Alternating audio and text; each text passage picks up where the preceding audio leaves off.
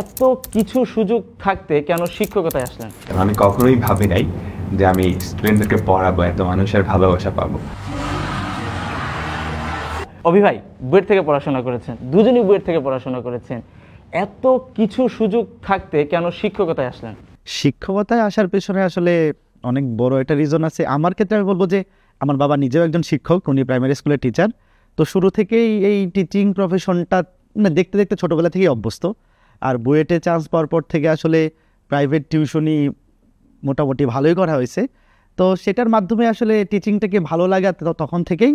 আর যখন অনলাইনে পড়ানো শুরু করি, যখন এই যে করোনার মধ্যে আমরা ভিডিও বানানো শুরু করি, তখনই মনে হয়েছে যে না, এটা আসলে একটা আলাদা টান কাজ করতো। এবং সেখান থেকে আসলে টিচিং প্রফেশনে মাঝখানে অনেক স্টোরি আছে, সেটা আমরা মাঝখানে হয়তো শেয়ার করি।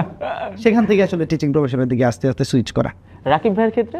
আমার ক্ষেত্রে না, টিচিং আসাটা অনেকটা অ্যাক্সিডেন্টাল। আমি কখনোই ভাবি নাই যে আমি স্টুডেন্টদেরকে পড়াবো, এত মানুষের ভালোবাসা পাবো। আচ্ছা। আমি যখন বুয়েটে চান্স পাই তখন বাসায় গিয়ে টিউশন করাইতাম।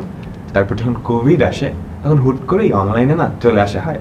অ্যান্ড অনলাইনে চলে আসে যখন আমরা স্টুডেন্টদের ভালোবাসাটা দেখতে পাই, তখন দেখতে পাচ্ছি যে আমার থেকে এত মানুষ এখানে পড়তেছে, রেসপন্স ভালো হচ্ছে, এত মানুষ উপকৃত দিতেছে। ওটা থেকেই না পড়াশোনা মানে মানুষকে পড়ানোর টিচিংয়ের প্রতি একটা আগ্রহ চলে আসে। আর ডিটেলস পরে ওগুলো তো শুনবই, কিন্তু অভি ভাই ছোটবেলা গল্প বলছিলেন, ছোটবেলা গল্পটা শুনতে চাচ্ছি আপনার কাছ থেকে। ছোটোবেলার গল্প বলতে আমার ছোটোবেলা আসলে 8-10 জন ছেলেপেলের মতোই, মানে এক্সট্রাঅর্ডিনারি আসলে কোনো স্টোরি না। আমি গ্রাম থেকে পড়াশোনা করছি। আমার বাড়ি হচ্ছে নেত্রকোনা জেলার পূর্বধলা উপজেলায়।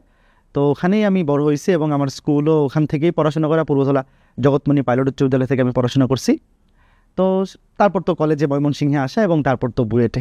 বুয়েটের অ্যাডমিশনের প্রিপারেশন বা বুয়েটের ওই অ্যাডমিশনের এক্সপেরিয়েন্সটা কেমন ছিল?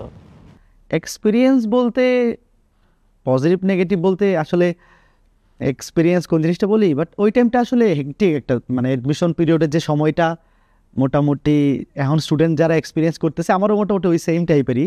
যেহেতু বুয়ের টার্গেট ছিল এইচএসসি পরীক্ষার আগেও একাডেমিকের পাশাপাশি ইঞ্জিনিয়ারিংয়ের জন্য যতটুকু পড়াশোনা আগায় রাখা যায়, এবং এইচএসসি পরীক্ষার পরে ওই 4টা মাস আসলে আমার মনে হয় যে বেস্ট ইনভেস্টমেন্ট ছিল ওই টাইমটা।